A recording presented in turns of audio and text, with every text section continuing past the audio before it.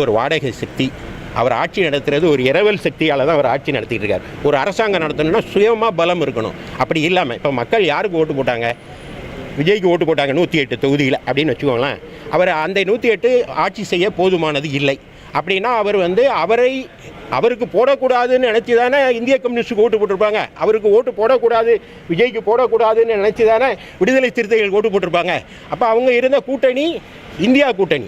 இப்போ இந்தியா கூட்டணியை இரவல் வாங்கி, இந்தியா கூட்டணிக்கு பெற்ற வாக்குகளை இரவல் வாங்கி அதிமுகவுக்கு விழுந்த கரூரில் யார் ஜெயிச்சா? ஏடிஎம்கே ஜெயிச்சுது. அந்த மக்கள் விஜய் வரணும்னு நினைக்கலையே, ஏன் அங்கே ஓட்டு போடலையே? அவர் எதில் பேசுகிறாருன்னு எனக்கு தெரியல. நேற்றுலாம் நிறைய வசனம் பேசியிருக்காரு. அந்த கரூரில் அந்த மக்கள் நெத்தியடி மாதிரி ஒரு தீர்ப்பை கொடுத்துருக்காங்க. அப்போ அது தீர்ந்து போன சக்தியா? கரூரில் யார் தீர்ந்து போன சக்தி? விஜய் தான் தீர்ந்து போன சக்தி. அப்போ அவர் இரவல் சக்தி, அதை அவருக்கு திருடுகிறார்.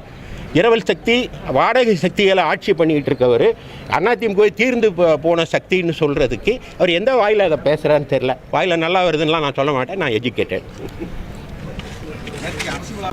தமிழக வெற்றிக் கழக ஆட்சி தமிழ்நாடு பார்த்துட்டு இருக்காங்க. டெல்லியில் என்ன நடக்குது? டெல்லி இப்போ வர்ற நாடாளுமன்ற கூட்டத்தொடர் 20ஆம் தேதி துவங்கும். தமிழர் நலன் சார்ந்த ஆட்சி வேறு ஆட்சியாக இருந்தாலும் தமிழ்நாடு நலன் சார்ந்த எல்லா விஷயங்களையும் நாங்கள் நாடாளுமன்றத்தில் எதிரொலிப்போம்.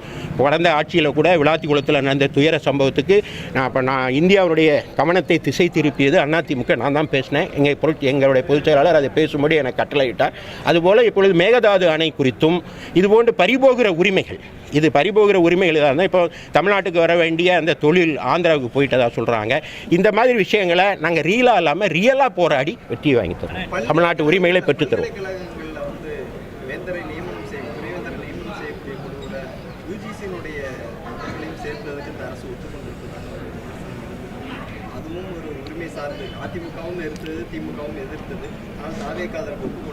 அது குறித்த முழுமையான விவரங்கள் எனக்கு தெரிய வரல. நான் தெரிய வரும்போது உங்களுக்கு சொல்கிறேன்.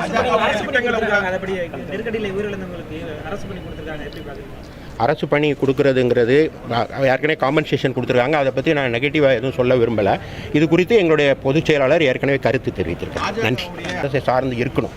உரிமைகள் போகும்போது அதை தட்டி கேட்கணும். மற்றபடி இணக்கமாக செயல்படுவதில் எந்த தவறும் இல்லை. அவ்வாறு தான் செயல்படணும். மத்திய அரசோடு இணக்கமான போக்கை கடைப்பிடித்ததுனால தான் நிறையா திட்டங்களை கொண்டு வர முடிஞ்சுது. அதுக்காக கொள்கைகளை விட்டு கொடுக்கணும்னு அவசியம் இல்லை. உதாரணமாக இப்பொழுது மத்திய அரசு அவங்க என்ன பண்ணணும்னா வலியுறுத்தணும். தண்ணி கொடுக்க சொல்லுங்கள், மேகதாது அணைக்கு அனுமதி கொடுக்குறத நீங்கள் தடுத்து நிறுத்துவதற்கு நடவடிக்கை எடுங்கன்னு அவர் சொல்லணும். அதற்காக போடப்பட்டிருக்கிற தமிழக அரசினுடைய சிறப்பு பிரதிநிதி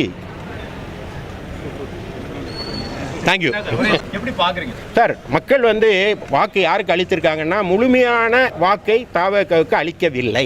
அவங்க 1,75,000 ஓட்டு 75,000 தான், 75 லட்சம் ஓட்டு வாங்கியிருக்காங்க. அதிமுக அதை விட 45 லட்சம் ஓட்டு தான் கம்மி.